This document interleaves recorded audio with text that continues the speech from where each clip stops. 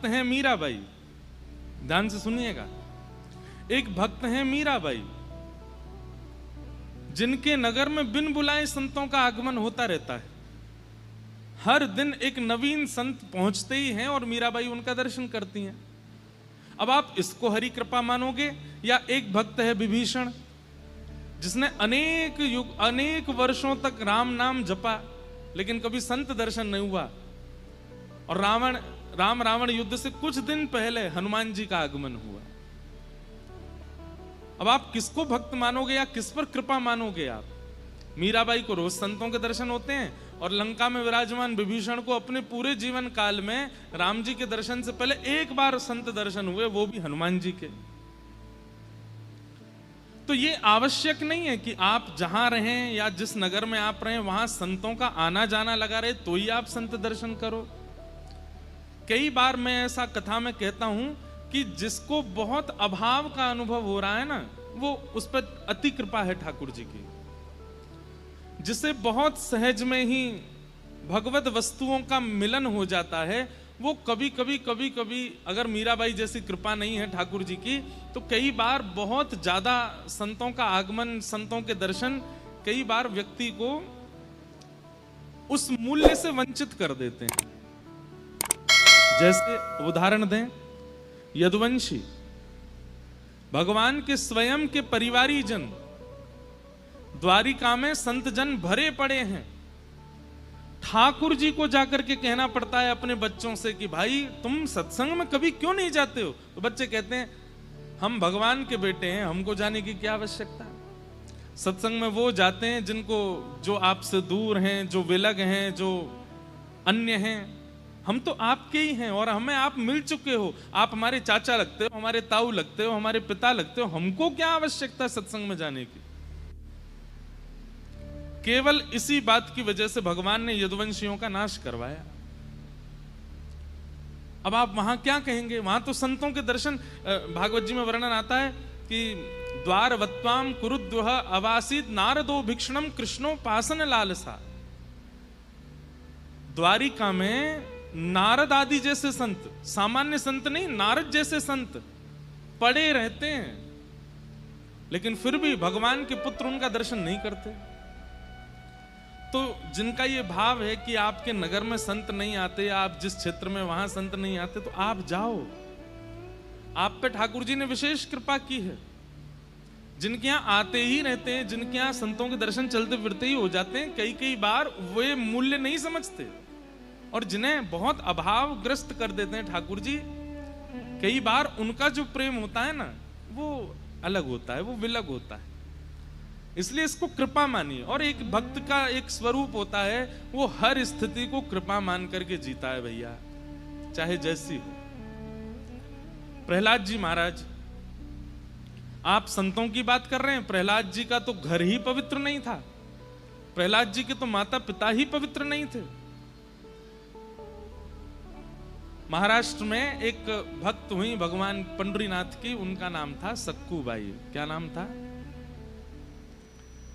सक्कूबाई का जन्म हुआ था एक भक्त परिवार में, लेकिन विवाह हुआ घोर नास्तिक परिवार।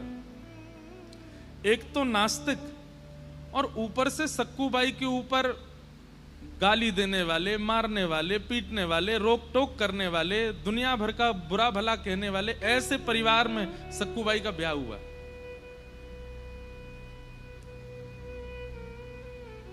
एक तो होता है पति विपरीत है लेकिन परिवार अनुकूल है, तो भी माताएं कई बार निर्वहन कर लेती हैं। कई बार परिवार प्रतिकूल होता है लेकिन पति अनुकूल होता है, तो भी निभ जाता है। लेकिन यहां तो सब प्रतिकूल थे। पति भी गलौज मारपीट करना, सास भी, कहां तक है ससुर भी, सक्कूबाई की। लेकिन सक्कूबाई पता क्या रोज ठाकुर जी से कहती है, हे पंडरीनाथ, आपने मुझ पे बहुत कृपा की।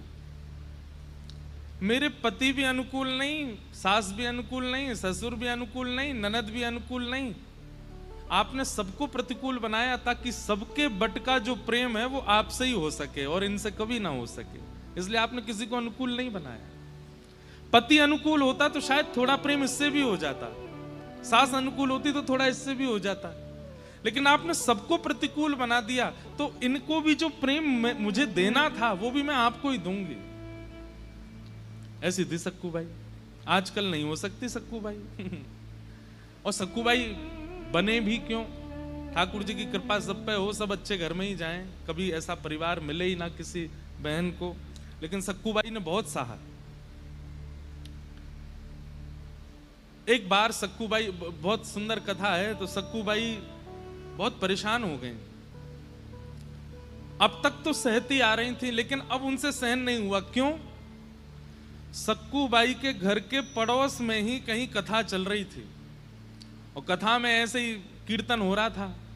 कीर्तन में श्रोता जन नाच रहे थे, ऊंचे स्वर में सब गा रहे थे, और वो धुनी सक्कू बाई को सुनाई दे रही थी।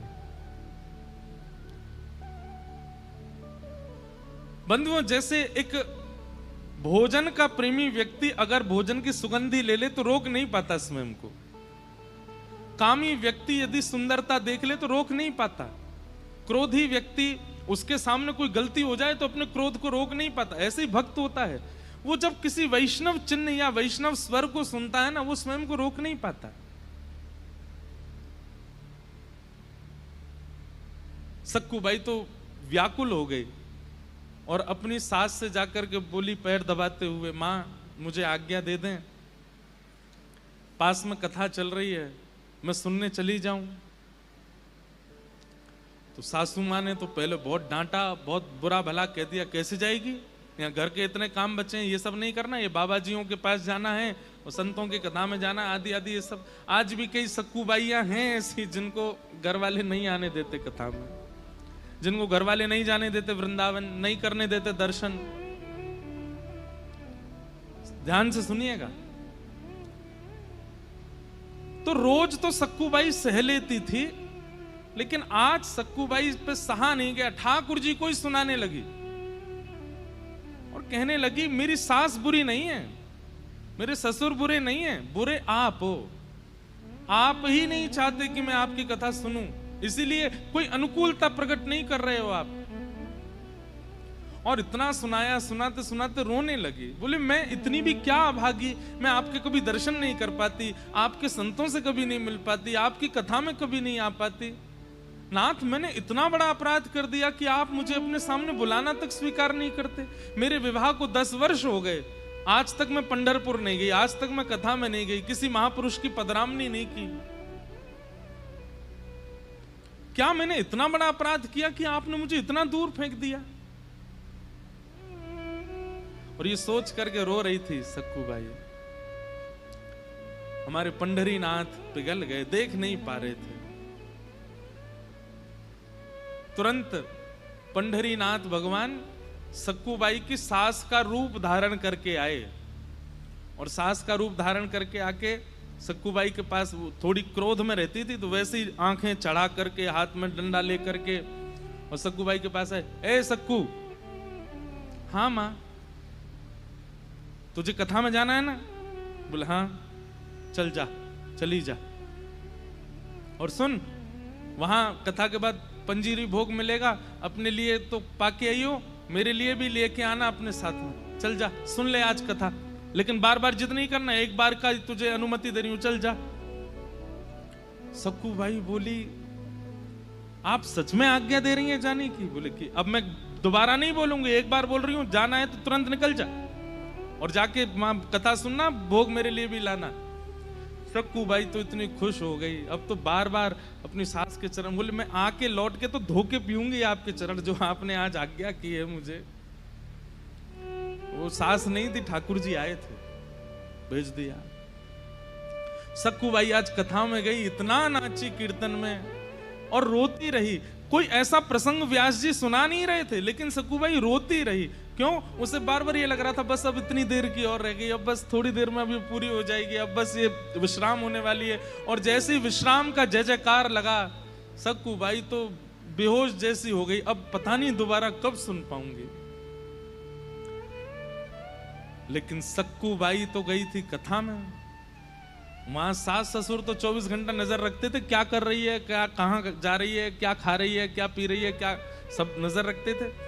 तो सास का रूप धारण करके तो सक्कू बाई को भेज दिया कथा में, और सक्कू बाई के जाते ही ठाकुर जी सक्कू बाई बन गए और घर में सारी सेवा करने लगे। बर्तन मांज रहे हैं ठाकुर जी, कपड़े धो रहे, धो करके बढ़िया उनको गई बना बना के धर रहे हैं। वाह, ठाकुर जी सेवा कर रहे हैं, आप ताली बजा रहे हो, बर्तन धो रहे हैं, झाड़ू लगा रहे हैं। सास बोलती, ए सक्कू, ठाकुर जी कहते, जी माँ, घी लेके आ, थोड़ा पैर में मेरे मालिश कर दो। ठाकुर जी घी लेके गए, मनी मन सोचने, रुक जा, ऐसी मालिश करूंगा आज तेरी, तू भी याद रखेगी जीवन भर।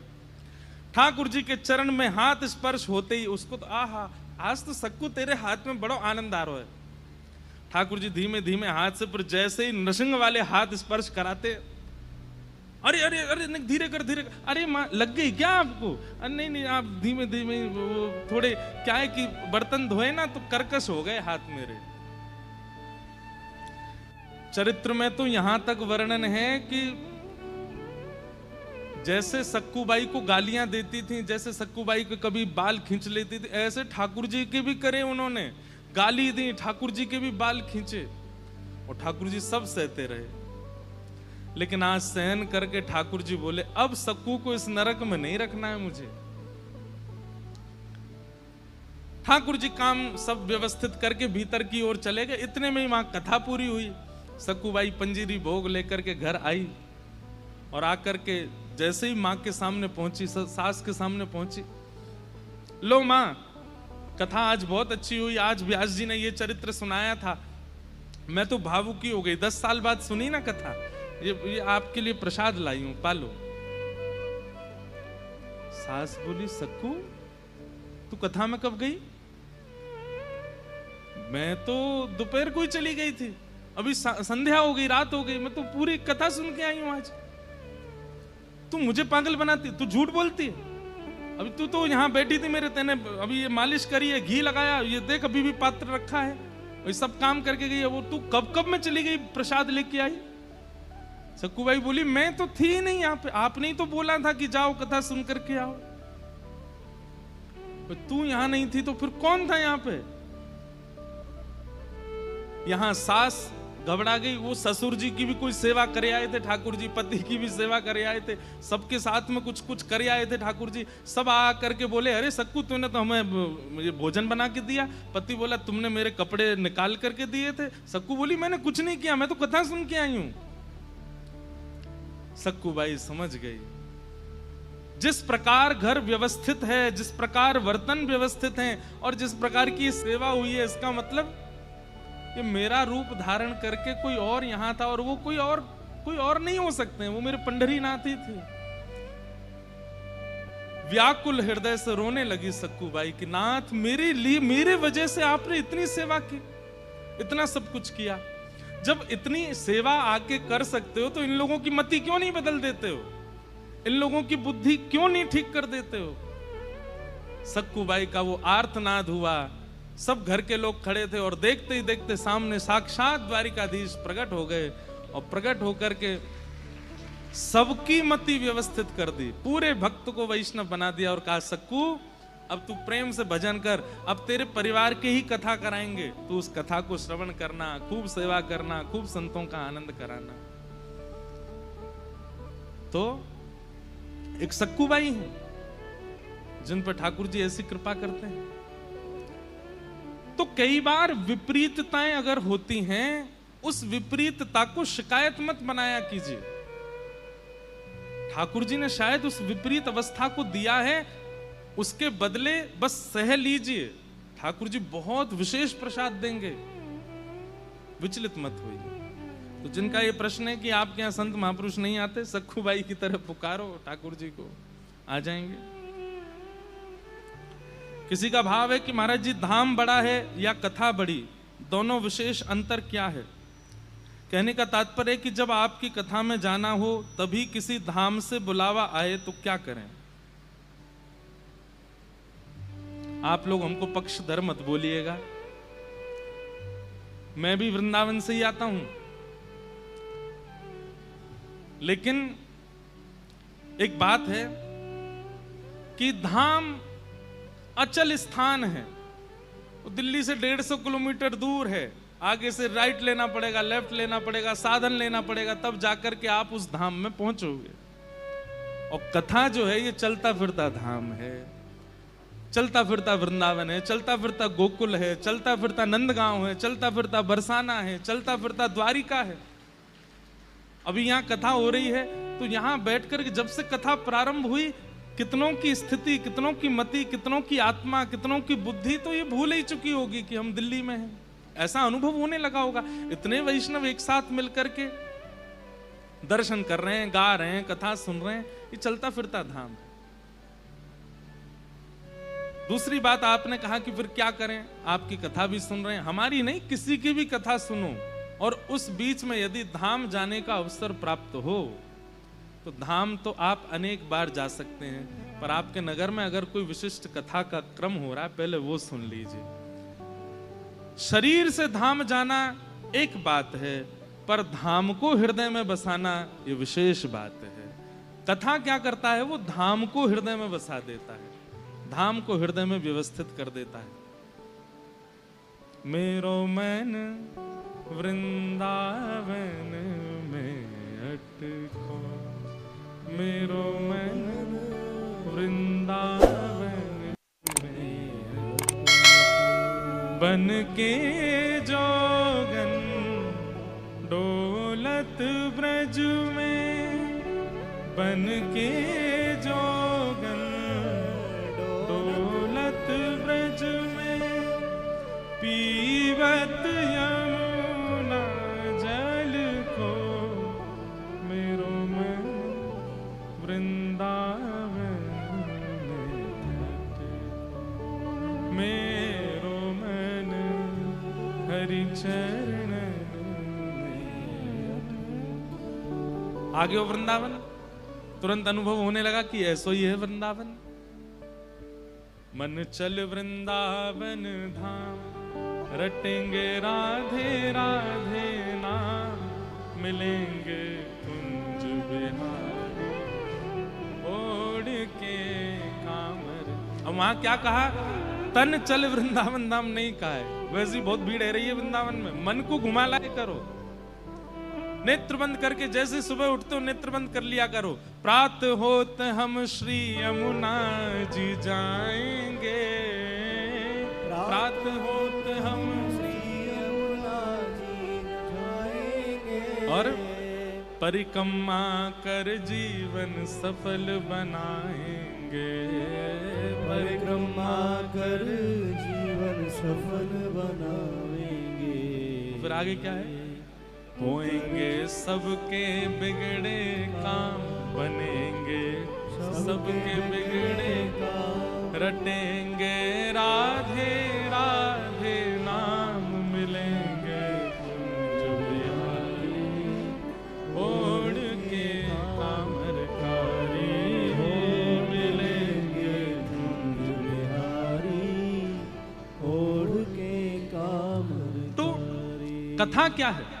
अब देखो, तन से आप 10-12 घंटे के लिए वृंदावन गए तो केवल वृंदावन का दर्शन कर पाओगे। अब गिरिराज जी भी जाना है, बरसाने भी जाना है, नंदगांव भी जाना है, तो 3-4 दिन का समय लेना पड़ेगा। पर कथा तो ऐसी है कि एक दिन में 3 घंटा में सबरी ब्रज को 84 कोस घुमा लावेगी आपको। तो अगर कभी सत्संग का अनुभव मिलता है, सत्संग का अवसर मिलता है, और उसी समय यदि धाम दर्शन की भी स्थिति प्रकट हो रही है, तो पहले सत्संग श्रवण करो, फिर धाम चले जाओ। पहले कथा श्रवण करो, क्योंकि कथा में सब हैं, सब विद्यमान हैं। किसी का प्रश्न है कि हम प्रतिदिन के जीवन में अनेक पाप हो जाते हैं, कुछ अनजाने में होते हैं तो कुछ पूर्णतः चेतन अवस्था में। कभी कभी ऐसा होता है कि मैं जानता हूं कि जो मैं कर रही हूं वह उचित नहीं है, फिर भी स्वयं को रोक नहीं पाते। ये स्थिति पता है किसकी है? बहुत ध्यान से सुनिएगा। कई बार आपको पता होता है कि ये पाप है, और आपको ये भी पता होता है कि इसके लिए आचार्यों ने, गुरुजनों ने, माता पिता ने, ग्रंथों ने, शास्त्रों ने मना किया है कि ये नहीं करना चाहिए। और एक बात कहते हैं, केवल आपको नहीं पता, जो पाप करते हैं उन सबको पता है कि ये पाप है, पर फिर भी वो करते हैं। ठीक ऐसी ही बात आती है महाभारत में। महाभारत के धृतराष्ट्र, ये कौरवों के पिताजी, वो क्या कहते हैं कि जानामि धर्मं नच मे प्रवृत्ति, जानाम्य धर्मं नच मे निवृत्ति।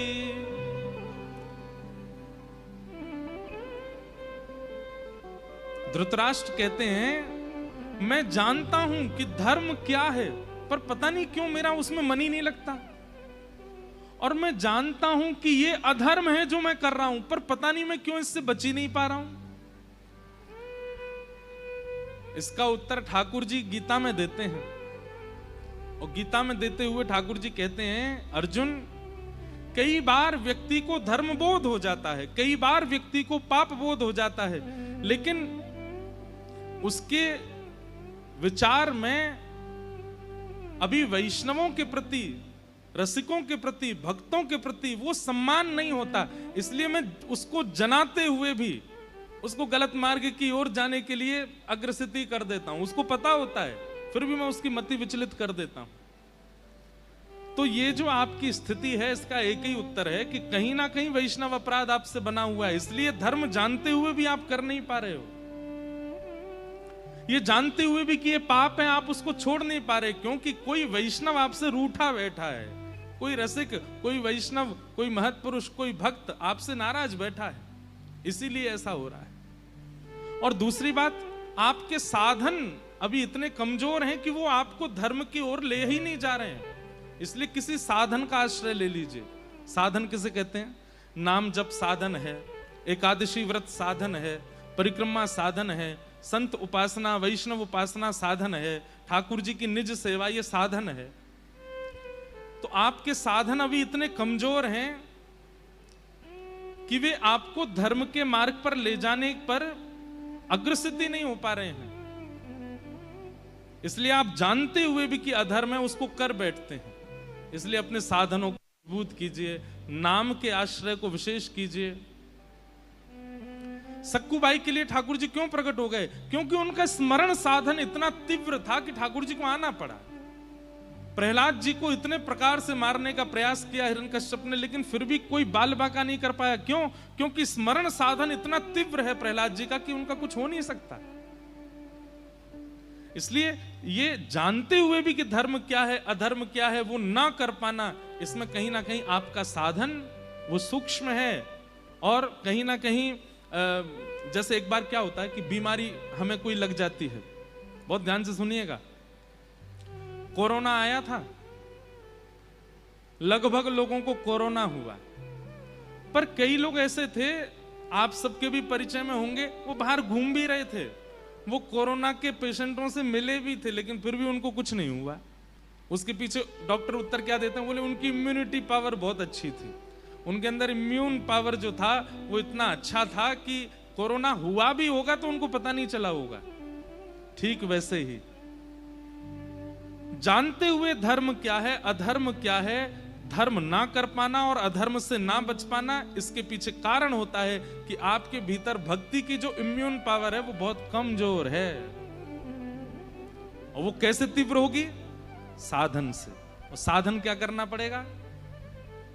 नाम जप करो, सबसे ज्यादा सत्संग करो, और केवल सत्संग सुनना नहीं है, उतारो, रसिक जनों की वाणी सुनो। हम लोग गाते हैं ना ब्रज में, साधन हीन दीन में राधे, साधन दीन में राधे, तुम करुणामयी प्रेम अगाधे, तुम करुणामयी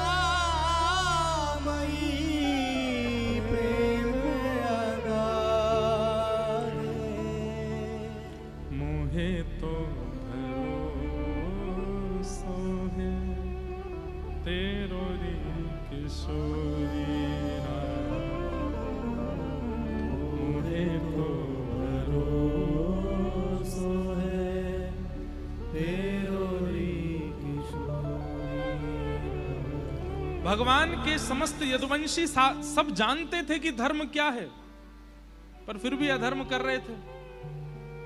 कौरव जानते थे कि ये महाभारत का युद्ध अधर्म कर रहे हैं, वास्तव में हस्तिनापुर पांडवों की ही है। ठाकुर जी का दर्शन करके भी वो नहीं समझ पा रहे थे, तो हमको तो दर्शन भी नहीं होता, तो हम कैसे समझ जाएंगे। इसलिए भैया नाम आश्रित हो जाइए। ठाकुर जी के वचन जो संत जनों से आपको प्राप्त होते हैं, जो प्रवचन आप सुनते हैं, उनको तुरंत पालन किया कीजिए। उसी से ही ये हो सकता है कि धर्म जान करके आप कर सको और अधर्म देख करके आप बच सको। नहीं तो ज्ञान तो आज दुनिया में सब लोगों को है, फिर भी अधर्म से कोई नहीं बच रहा है।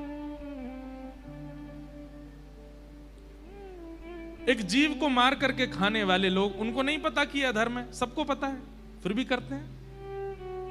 मद्यपान करने वाले लोग, उनको नहीं पता। चलिए जीव हिंसा करने वाले मद्यपानों को एक तरफ रख दीजिए, दूसरों के साथ छल करने वाले, कपट करने वाले, दूसरों की निंदा करने वाले, गलत कर्म करने, उनको नहीं पता कि ये गलत है।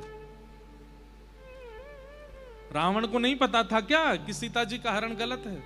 सब पता था, पर उनके भीतर भक्ति का इम्यून पावर है ही नहीं जो उनको रोके, जो उनको टोके। आप विश्वास मानिएगा, एक बात सुनिए, सब लोग इधर देखो मेरी ओर। कई लोग ऐसा बोलते हैं, महाराज हम केदारनाथ गए थे, बस हमारी गिरने ही वाली थी खाई में, ठाकुर जी ने बाल बाल बचाए।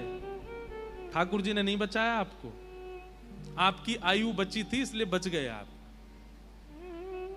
एक व्यक्ति की आयु बची थी तो हवाई जहाज गिर गया, फिर भी वो बच गया, वो सब मर गए। अब उसमें भी लोग कह रहे हैं कि ठाकुर जी ने उसको बचाया, ठाकुर जी ने उसको बचाया। ऐसा नहीं है। जिसकी आयु जितनी है, वो चाहे कितनी भयावह स्थिति में पहुंच जाए, वो बच ही जाएगा, क्योंकि आयु अभी शेष है। वास्तव में ठाकुर जी बचाते कब हैं आपको? ठाकुर जी ने आपकी रक्षा की, इसका प्रमाण क्या है? सामने भोग भोगने के लिए बहु व्यंजन आ गए थे, लेकिन आपने अपनी इंद्रियों को संभाल लिया और उस भोग को नहीं भोगा। समझ जाना अब की ठाकुर जी ने रक्षा, ये ठाकुर जी ने रक्षा की।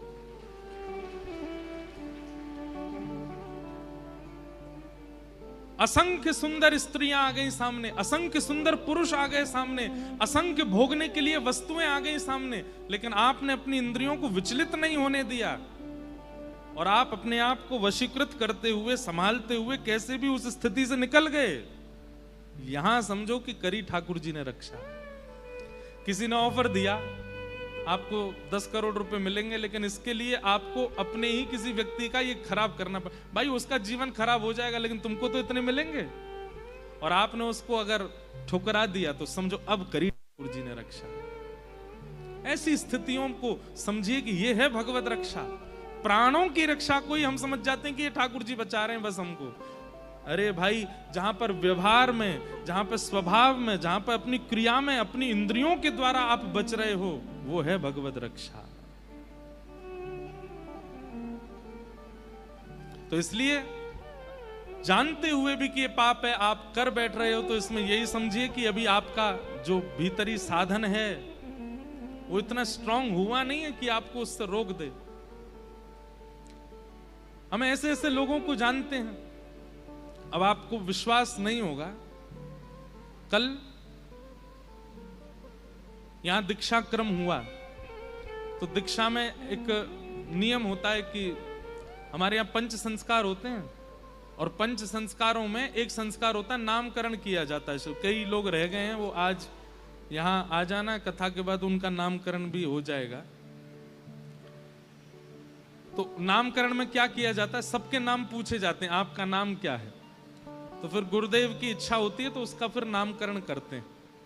अगर नाम उचित लगता है तो वही नाम रहने देते हैं, और अगर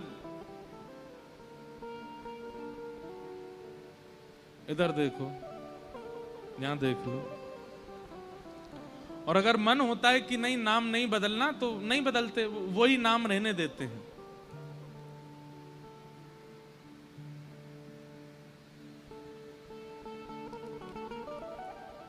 इधर देख लो भैया। तो कल जब यहां नामकरण हो रहा था मैं सबसे नाम पूछ रहा था, फिर उनके नामकरण कर रहा था, जैसे ठाकुर जी आज्ञा कर रहे थे। किसी का नाम गिरिराज रामानुज दास, किसी का गिरधर रामानुज दास, किसी का कृष्ण प्रिया रामानुज दासी, ऐसे नामकरण हो रहे थे। एक का मैंने नाम पूछा तो वो नाम क्या बताया उसने, साकिब हुसैन। मैंने कहा हैं? साकिब हुसैन, वो शायद बैठे भी होंगे यहाँ पे।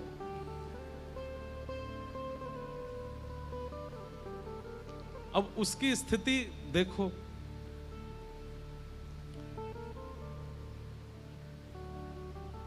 उनका साधन कितना प्रबल है। विपरीत परिवार है, विपरीत परिस्थिति है, विपरीत सब कुछ है, लेकिन सब विपरीतताएं होते हुए भी वो मुझे बता रहे, मैं रोज मंगला आरती करता हूं महाराज जी। मंगला आरती करने के बाद चैतन्य महाप्रभु के द्वारा विरचित जो भाव हैं उनका पाठ करता हूं, नित्य गीत गोविंद का श्रवण करता हूं, पाठन करता हूं, मुझे गीत गोविंद पूरा याद है। मैंने कहा वाह भैया। मैंने कि यहाँ हिंदू परिवार में जन्म लेते हैं, ब्राह्मण कुल में जन्म लेते हैं, तब भी धुआं उड़ाते घूमते रहते हैं। साधन अंदर से इतना प्रबल हो ही नहीं पा रहा है। और मैंने कि एक साल्वेग थे, वे भी एक मुस्लिम परिवार में जन्मे थे, लेकिन उनका साधन कितना प्रबल था। महाप्रभु जगन्नाथ जी का रथ रुक गया साल्वेग के लिए।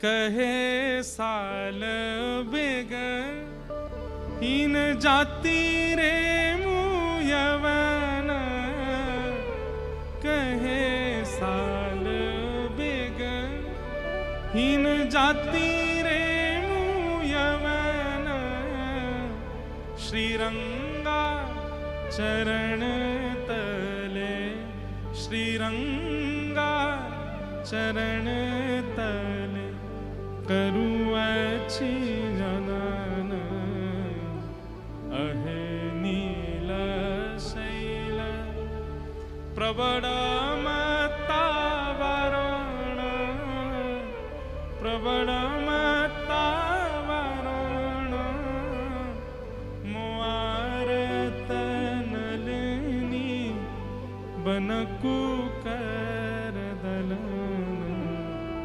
अहे एक साल्वेग है जिनका साधन इतना प्रबल है, और एक हमें 24 घंटा भक्तों के बीच में रहते हैं, कथाओं में रहते हैं, ठाकुर जी की सेवा करते हैं, फिर भी साधन इतना प्रबल नहीं बन पा रहा है। दो बातें हैं, ध्यान से सुनिएगा। या तो साधन के बल पर भगवत संबंध, भगवत प्राप्ति और धर्म को समझना, अधर्म को समझना संभव हो सकता है, या फिर ठाकुर जी की कृपा। हमारे वृंदावन रस में कहते हैं ना कि साधन की आवश्यकता उसको नहीं है जिस पर ठाकुर जी रीझ गए हों, उसको फिर साधन नहीं चाहिए। ठाकुर जी रीझे बैठे हैं, पर ठाकुर जी भी रीझेंगे, उसके लिए कुछ तो करना पड़ेगा ना, ऐसे थोड़ी रीझ जाएंगे। इसलिए जिनका ये प्रश्न है कि हम धर्म जानते हुए भी, अधर्म जानते हुए भी उससे बच नहीं पाते, अपनी इम्यून पावर तेज कीजिए, थोड़ी नाम का आश्रय लीजिए।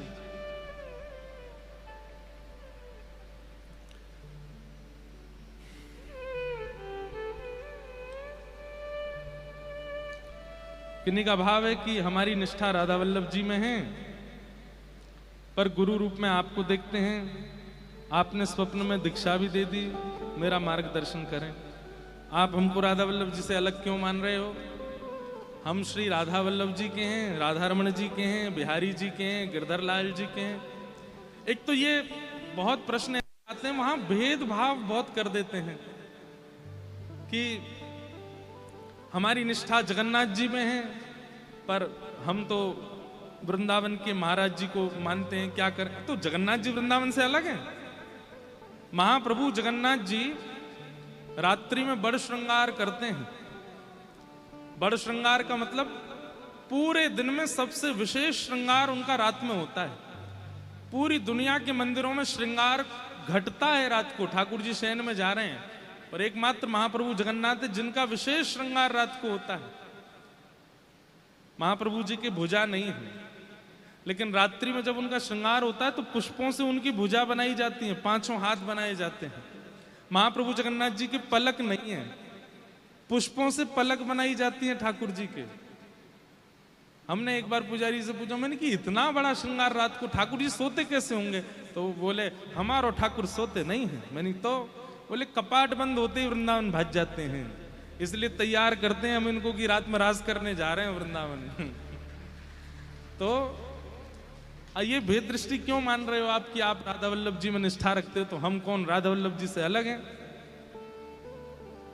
हितरवंश महाप्रभु का चरित्र हम गाते हैं, सेवक जी की वाणी हम बोलते हैं, इतनी लीलाएं विठल दास जी का चरित्र है आदि सब हम सब संप्रदायों का सम्मान करते हैं, इसलिए हम किसी से अपने आप को विलग मानते नहीं। आपकी भावना को प्रणाम। जोई जोई प्यारो करे सोई मोहे भावे, जोई जोई प्यारो करे सोई मोहे भावे, भावे मोहे सोई सोई सोई करे प्यारे, भावे मोहे सोई सोई सोई करे प्यारे, जोई जोई प्यारो करे सोई मोहे भावे, जोई जोई प्यारो करे सोई मोहे भावे, भावे मोहे सोई जोई सोई करे प्यारे, भावे मोहे जोई सोई सोई करे प्यारे। हे मोको तो भावती और प्यारे के नैनन में, मोको तो भावती प्यारे के नैनन हे मोको तो भावती ठोर प्यारे के नैनन में, मोको तो भावती ठोर प्यारे के नैनन, हाँ प्यारे भय चाहे मेरे नैनन के तारे, प्यारे भय चाहे मेरे नैनन के तारे, जोई जोई प्यारो करे सोई मोहे भावे, जोई जोई प्यारो करे सोई मोहे भावे, भावे मोहे जोई सोई सोई कर प्यारे, भावे मोहे जोई सोई सोई करे प्यारे। श्री हितरवंश महाप्रभु अपने हित चतुराशी जी का पहला पद कहते हैं और इसी में ही संपूर्ण हरिवंश परंपरा समाहित है। जोई जोई प्यारो करे सोई मोहे भावे, जो ठाकुर जी कर रहे हैं वो सब मुझे भाता है, लेकिन ये प्रारंभिक स्थिति है कि जो ठाकुर जी कर रहे हैं वो मुझे भा रहा है। और फिर आगे की स्थिति क्या है? बोले भावे मोहे जोई सोई सोई करे प्यारे। अब स्थिति क्या हो गई? बोले जो मुझे भाता है ठाकुर जी वही करते हैं, उससे अलग कुछ करते नहीं है। मुझे जो पहले क्या था कि ठाकुर जी जो कर रहे हैं सब मुझे स्वीकार है, लेकिन बाद की स्थिति क्या हो जाती है? बोले मुझे जो प्रिय लगता है ठाकुर जी वही करते हैं, उससे अलग कुछ करते नहीं है। अद्भुत है भैया, ये आचार्य सब हमारे ऐसे ऐसे भाव लेकर के आए हैं। इन भावों के साम्राज्य को स्वीकार कर लीजिए। ये परंपरा और संप्रदायों को विलग विलग मान करके वंचित मत हो जाइए भगवत प्राप्ति से, सबको स्वीकार करो। बोलो वृंदावन बिहारी लाल की। आज कथा में ठाकुर जी के सुंदर भाव प्रस्तुत करने वाली हमारी मेहुल जी भी आई हैं, उनका बहुत बहुत अभिनंदन, बहुत बहुत स्वागत। अगर विश्राम तक रुकेंगे तो कुछ भाव आपके भी श्रवण करेंगे। आज ठाकुर जी को नंदोत्सव है, वैसे तो यहाँ सब लोग ही गावे वारे बैठे हैं, जितने बैठे हैं इतने इनके ऊंचे ऊंचे स्वर हैं कि हमको ही शांत होना पड़ता है, लेकिन सब रसिक जन पधार रहे हैं, सब ब्रज रस प्रेमी जन आ रहे हैं, सबका खूब खूब स्वागत, अभिनंदन। आइए कथा क्रम में चलें, खूब कथा रह गई है और नंदोत्सव तक पहुंचना है। आप लोग भी डटे रहना, बैठे रहना, चलते हैं। तो कल हम लोगों ने श्रवण किया कि श्री वेद व्यास जी महाराज ने सुखदेव जी को भागवत जी का रस प्रदान किया और श्री सुखदेव जी महाराज ने वही भागवत रस पांडवों के वंशधर परीक्षित जी को सुनाया। लोग प्रश्न करते हैं कि परीक्षित जी ने ऐसा क्या किया जिसके कारण उनको भागवत जी का आश्रय लेना पड़ा, क्योंकि 7 दिन में मरने का श्राप लगा था परीक्षित जी को। तो यहां से अब महाभारत का थोड़ा प्रसंग सुनाते हैं। हम कुछ कुछ प्रसंगों को स्पर्श करते हुए 10वें स्कंद तक पहुंचेंगे। आप सब लोग बहुत ध्यानपूर्वक सुनिएगा।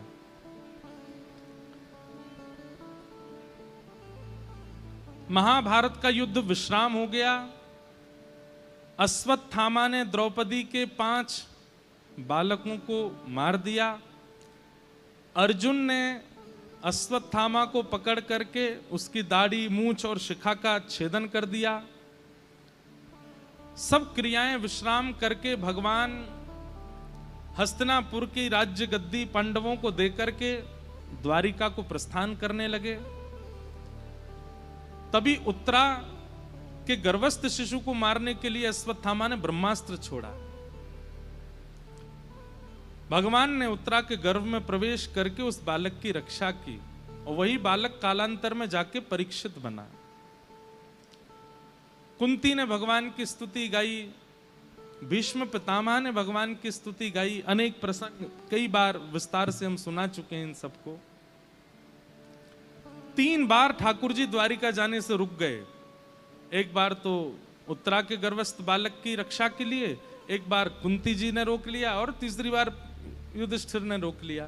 लेकिन अब की बार ठाकुर जी द्वारिका प्रस्थान कर ही गए। और ठाकुर जी के द्वारिका जाने के कुछ दिनों बाद ही यहाँ उत्तरा के उस बालक ने जन्म लिया जिसकी भगवान ने रक्षा की थी, और उसका नाम परीक्षित पड़ा। कुछ समय बाद ठाकुर जी अपनी लीला पूरी करके चले गए और भगवान लीला पूरी करके गए ये खबर सुनते ही पांडव भी स्वर्गारोहण को चले गए। परीक्षित को राज्य गद्दी पर बिठा दिया। धीरे धीरे परीक्षित बड़े हुए, उनके विवाह आदि हुए। एक दिन कलयुग उनको मिला। कलयुग को उन्होंने राज्य छोड़ के जाने के लिए आज्ञा की, पर कलयुग ने कहा महाराज ये युग क्रम है, मेरा आना तो बनता है, आप कृपा करके मुझे कुछ स्थान दे दीजिए, मैं वहीं रहूंगा। तो 5 स्थान कलयुग के पास हैं आज तक भी। 6वां स्थान नहीं है कलयुग का, ध्यान से सुनिए। केवल 5 स्थानों में कलयुग रहता है। द्यूतम पानम स्त्रियः सूना यत्रा धर्मस् चतुर्विधः पुनश्च याचमानाय जात रूप मदात प्रभो। 5 स्थान हैं। सबसे पहला जुआ, दूसरा मदिरापान भक्ष भक्ष सेवन, तीसरा पर स्त्री पर पुरुष संग, चौथा हिंसा, लड़ाई झगड़ा आदि आदि कलेश, और 5वां बिना मेहनत से कमाया गया धन। इन 5 स्थानों पर कलयुग का निवास है। एक बात सुनिएगा, द्यूतम पानम स्त्रियः सूना और फिर 5वां अनीति का धन। इन 5 में 4 प्रारंभ के जो हैं इनसे बचना संभव हो पाएगा अगर 5वें को जीवन में नहीं आने दिया तो। समझ रहे हैं बात को? 5वां स्थान कौन सा था? बिना मेहनत के कमाया गया धन। अगर इससे आप बच गए, परिश्रम का त्याग नहीं किया, तो फिर ये बाकी के 4 जो हैं ये जीवन में नहीं आएंगे। यदि कोई व्यक्ति परिश्रम से धन का संचय करता है तो उसके जीवन में जुआ नहीं आएगा, द्यूतम नहीं आएगा, पानम नहीं आएगा, परिस्त्री संग आदि सब ये सब नहीं आएंगे। इन 4 का प्रादुर्भाव भी तब होता है व्यक्ति जब अनीति से धन कमाता है। पारिश्रमिक व्यक्ति कभी नहीं जाता जुआ खेलने, परिश्रमी व्यक्ति कभी नहीं पीता मद्यपान और आदि ये सब नहीं करता। परिश्रमी व्यक्ति, मेहनती व्यक्ति परस्त्री परपुरुष संग नहीं करता, और परिश्रमी व्यक्ति किसी से विवाद भी नहीं करता। लेकिन जब व्यक्ति पारिश्रम का त्याग कर देता है तो उसके जीवन में ये 4 का आने का भय लगा ही रहता है। इसलिए आपको ये 4 संभालने हैं तो 5वां संभाल लीजिए। 1 रुपया भी कमाने का अवसर मिले तो ये प्रयास कीजिए कि मेहनत करके हो। यदुवंश के नाश का कारण भी यही बना क्योंकि संपत्ति श्री कृष्ण की है, और यदुवंशी सब सोचते हैं कि श्री कृष्ण हमारे हैं तो संपत्ति भी सब हमारी है, परिश्रम करना नहीं है। ये बात याद रखिएगा। हमारे भारत में एक परंपरा है कि माता पिता इतना कमा के रख देते हैं कि बालकों को परिश्रम ना करना पड़े, पर यह सोच अच्छी नहीं है। हाँ, आप कमा लीजिए, आप व्यवस्थित कर दीजिए उनके लिए, लेकिन उनको फिर भी परिश्रम करवाया कीजिए। अधिकतर देखा जाता है कि कथा ना सुनने वालों में सबसे ज्यादा बालकों की संख्या उन घरों की है जो बहुत धनवान है। यहां पे बैठे होंगे लेकिन उनके आंकड़े देखेंगे तो आप 10-15% ही वो बालक होंगे जो अच्छे घर से हैं। अच्छे घर से का मतलब है खूब धनवान घर से हैं। खूब धनवान घर से का मतलब है कि दिन में 5 बार भोजन बनता है। बाकी जो लोग सत्संग में आते हैं, कथा सुनते हैं, वृंदावन जाते हैं, अपने नित्य भगवत सेवा में लगे, अधिकतर वो लोग होंगे जो बहुत परिश्रम करते हैं। एक 1000 रुपए कमाने के लिए भी उनको बहुत परिश्रम करना पड़ता है। वो फिर भी अपने परिश्रम से समय निकाल के वृंदावन जाते हैं, गिरिराज जी जाते हैं, संतों को प्रणाम करते हैं। धनवान बच्चे ये सब नहीं करते। इसलिए हमारी आपसे प्रार्थना विशेष रूप से दिल्ली के माता पिताओं से कि बच्चों को अगर आप संभालना चाहते हैं तो धनवान हैं ये बचपन से उनको पता मत लगने दीजिए। यहीं से ही बुद्धि भ्रमित होती, उनको लगता है हमको क्या करना, पिताजी ने इतना कमाया, किसके लिए कमाया, हम इसको उड़ाएं क्यों नहीं। इसलिए कलयुग के इन 4 प्रचंड रूपों से बचना है तो 5वें रूप को आप सुधार लीजिए। अनीति से धन को घर में आने ही मत दीजिए। अभी कोविड टाइम में एक नया प्रोसेस शुरू हुआ था, वर्क फ्रॉम होम, घर से काम करो। सब जानते हैं कि घर से काम करने वाले कैसे कर रहे थे। बच्चे घर से ही पढ़ रहे थे कई लोगों के, वो भी पता है कि वो कितना पढ़ रहे थे। अभी मेरे को सुनने में आता है आज भी कई लोग वर्क फ्रॉम होम कर रहे हैं, अभी भी घर से ही चल रहा है उनका काम। भैया थोड़ा परिश्रम करो।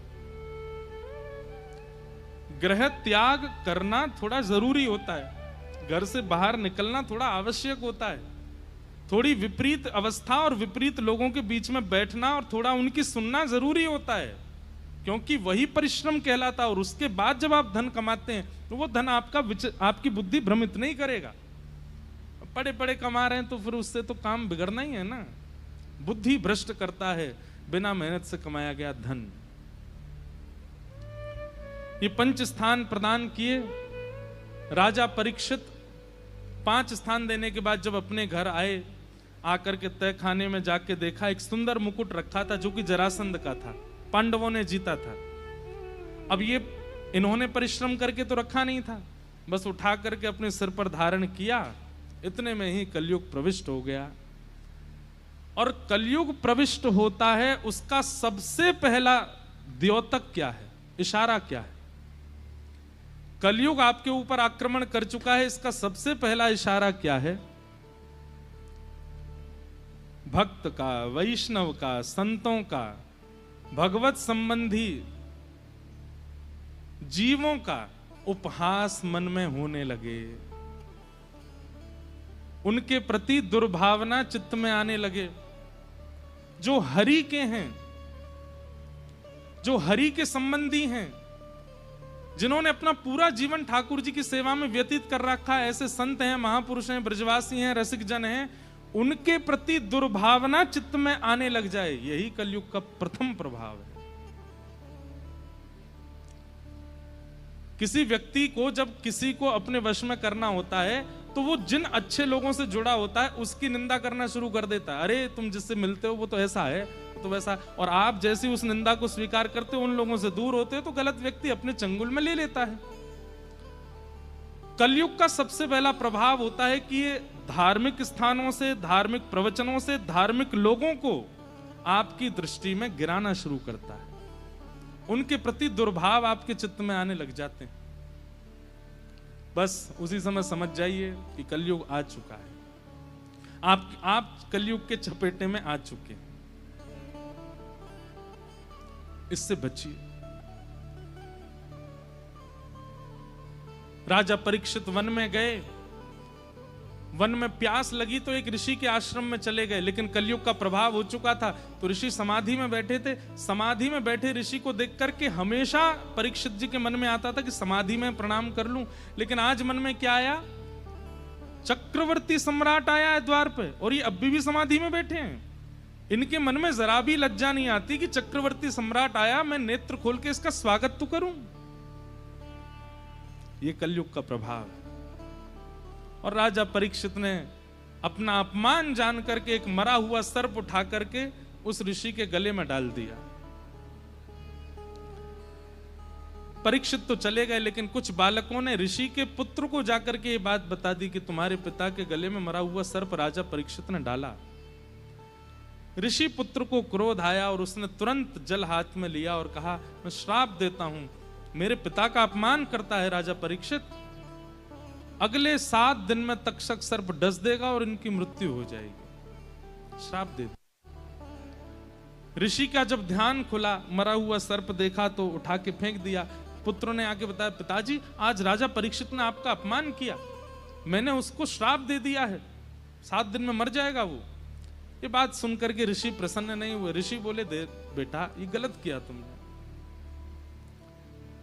वैद्य के पास में अगर मरीज जाए तो वैद्य को औषधि देनी चाहिए, ये नहीं कि उसको जान से ही मार दे, ना रहेगा रोगी ना बचेगा रोग, ऐसा थोड़ी होता है।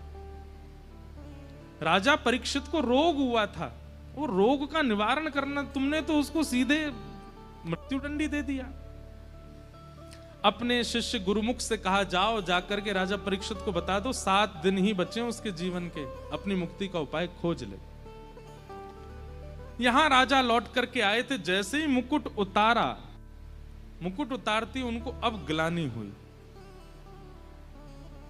मैं आज एक संत के यहां गया था और उसको समाधि में देख करके मैंने मरा हुआ सर्प क्यों डाल दिया उनके गले में? मैं इतना अभिमानी कैसे हो गया? मैं इतना मान प्रतिष्ठा का आदि कैसे हो गया? ये कलयुग करवाता है।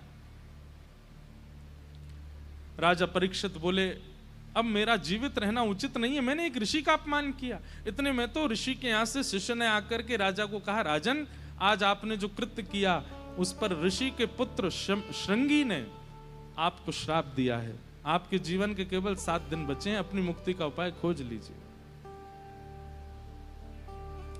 यह खबर सुनकर के राजा परीक्षित विचलित नहीं हुए,